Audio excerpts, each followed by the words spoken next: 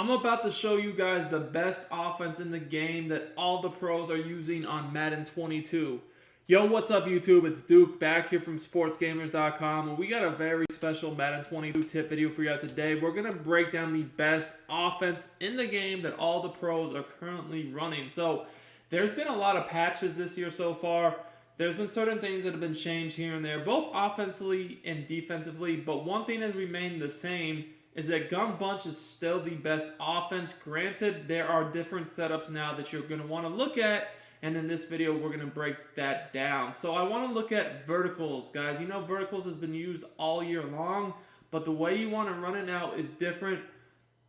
There was a wheel streak glitch early in the year that got patched. Just the way that the game plays is a little bit different right now than it was even recently. So just getting right into it, don't want to take too much time. If you do enjoy my content on my YouTube channel, I do free Madden 22 tips, gameplays, and news on a daily basis. So make sure you subscribe to the channel, and if you really rock with me, smash that like button, comment on the video.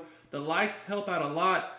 I want to put a like goal in this video for 250 likes. If we could get that, we'll drop another fire tip on YouTube immediately. Now, when I'm running verticals, and really bunch in general, I honestly always like to put my best receiver in the slot, because the slot is definitely one of the most important spots for bunch in general, but especially when you're running verticals. And that's just because the receiver on the crossing route is so important. If you're playing MUT, obviously it's going to be pretty easy for you because you're probably going to have three receivers that are amazing.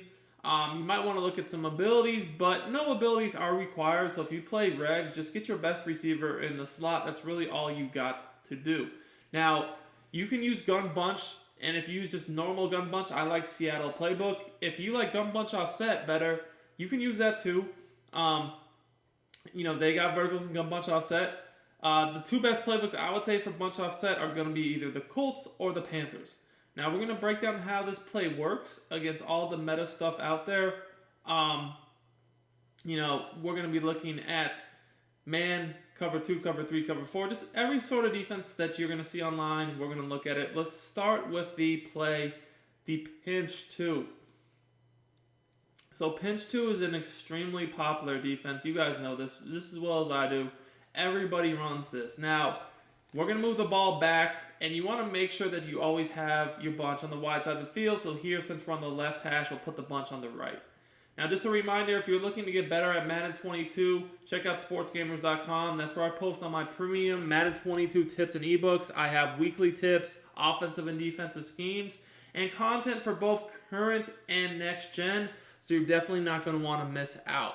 So we can block this blitz if we want. There are ways to do it. But with the reads I have on this play, they're so fast, I don't even worry about blocking it. What I like to do is send my running back on an out route to the one receiver side of the formation. So that would be to the left. Next thing I like to do is I like to go ahead and delay fade my tight end or keep him on his seam route. Now, if I keep him on his seam route, you know, that's going to be a nice little quick dot, especially against cover 2. So if I think they're in cover 2, honestly, this is a route I like to keep. The last thing I like to do is I like to put my outside receiver in the bunch on a slant. So when I do this motion snap, it really stresses the user because now you have to worry about this quick crosser over the middle of the field, the tight end in the seam, and then also the motion slant.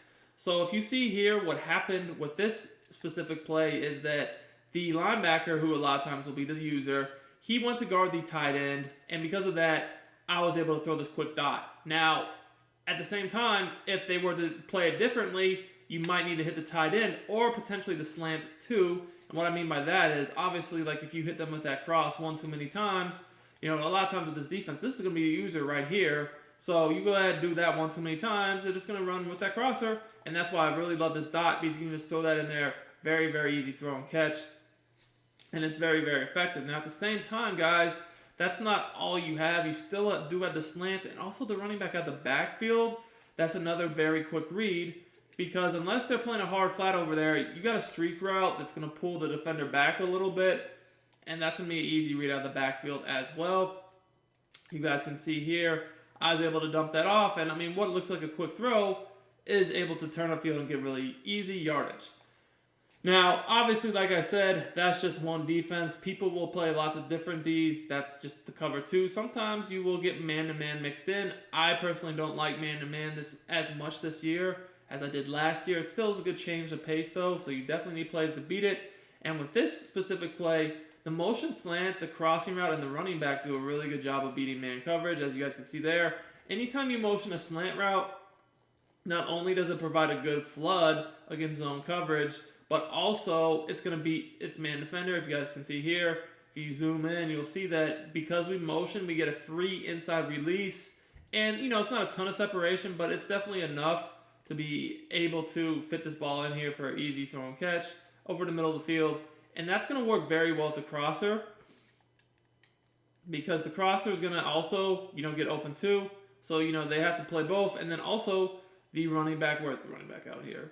Running back out of the backfield, as you guys can see, he gets separation as well. So as I said, it's not just the crosser or the slant against man. Also look for the running back. Running back out of the backfield on an out route this year is pretty much unguardable against man coverage, or really any defense. Honestly, it's one of the hardest routes to guard in the game.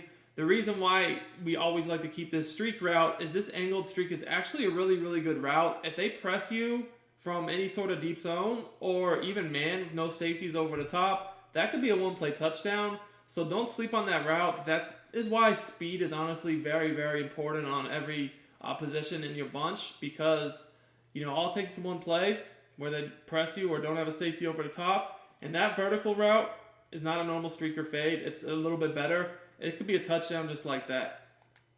Now, I will say 2-4-5 wide, especially the cover two, has kind of taken over the 3-3-5 wide. You don't see as much Mike Blitz 3 anymore, but this is still a very, very good play to attack those types of guys that are playing Mike Blitz 3, cover 3 style if you run into that. So again, guys, remember, I said that I sometimes do a delay fade to the tight end. Well, this would be a perfect example of why, is because when I play 3-5 wide, I know that I can easily just stop 3-5 wide doing a delayed fade.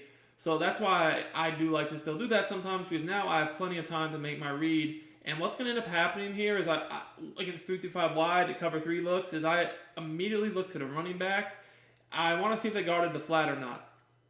Now in this case, they did a pretty good job. Obviously that looks like a hard flat, and you guys can see exactly what I'm talking about here. If they press you from deep zones or man-to-man with nobody over the top, this is a touchdown. So I mean, I know I didn't go to it here because I was looking at something else, but this was an easy touchdown. And that's why, honestly, that should always be something you look at right as you snap the ball. See if that guy gets beat, because if he gets beat, it's going to be really quick and you'll recognize it immediately. So I normally look at that in my flat first. I mean, here I could have had the touchdown. The flat was covered. But because I really wanted to show you guys this slant crosser combo, what we have here is we're stressing the user over the middle. Obviously, you know, I can't play defense and offense at once. But obviously, if this was a real game, this linebacker that was stacked up over the center to D-tackle over the center, he's the user. So he's going to have to guard both the crosser and the slant. He can't guard both. So whoever he doesn't guard, that's who I'm going to. And I'm kind of going to give you a better example here of what I mean. So let's do this again. Now, guys, this time, take a look at my user and see exactly what I'm talking about.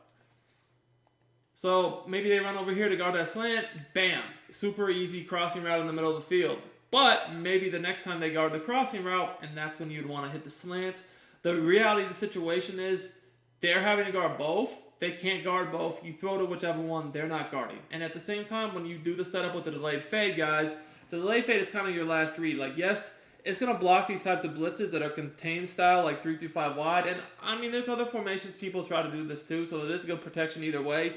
But the biggest key is if they do a good job of taking away your first primary reads. If you have the delay fade, that should always be your bailout. If nothing else is open, you can go ahead and release that, and you all know delay fades this year can easily get you 20 yards just like that. Most annoying route on the game. Lastly, I want to look at cover 4. Whether it's match or drop, it doesn't really matter. This is a really good play to attack cover 4, and I'm going to show you guys why. So again, verticals, such a good play. So, we're going to go ahead and do the running back out route and the motion slant. So, whether it's going to be a match-based or just a drop zone cover 4, we still motion the slant out. And again, I still look to the flat first. because first of all, against match, that pretty much beats match every time. But if it's just cover 4 drop as it was here, curl flats don't stop that. You'd have to shade down. Now, if you shade down, you're going to run into the same problem that you ran into in the other things, is the plays, I should say, is, well, you know, you have to worry about this slant and then also the seam and crosser.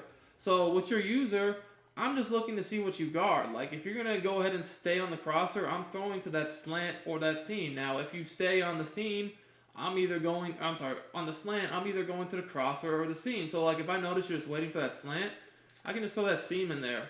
And I didn't even do a good job of timing that, but that's going to be there every time. Other than that, I mean, if you're going to obviously just not even worry about my crossing route, I can just fire that in there too. So this play has reads all over the field. The last thing I do want to look at is just actual cover 4 match, not cover 4 drop. And cover 4 match, I've broken that down a lot on the YouTube. I love that coverage, and a lot of people like it too. Whether it's quarters or palms, it is a pretty solid coverage this year if you know how to run it. So this is going to be 335 wide, and I just want to show you guys what I mean by the running back. That is going to torch this, as will your motion slants. Those are two very easy ways, and crosser too, to beat match coverage. The other thing is that streak on the outside matches another coverage it can bomb, because if you guys take a look, you'll see that a lot of times they'll get the press. And if you can run by the press, I didn't get the best release here. If I had about an extra yard of space here, this is a touchdown, because match is going to look at the safeties. They don't go deep. Like, they're going to look at staying underneath to kind of match up on crossing routes unless they deep half them. And if they deep half the safeties over the top, then they're not going to even match on the crossers. So they're kind of in a no-win situation. This play has reads for everything. It's very easy to run, and you can get enough protection if needed with the lay route to the tight end to also block the blitzes that the defense might send at you. I really do enjoy this play. I hope you guys liked the tip. If you did, smash that like button, and until next time, it's Duke, and I'm out of here.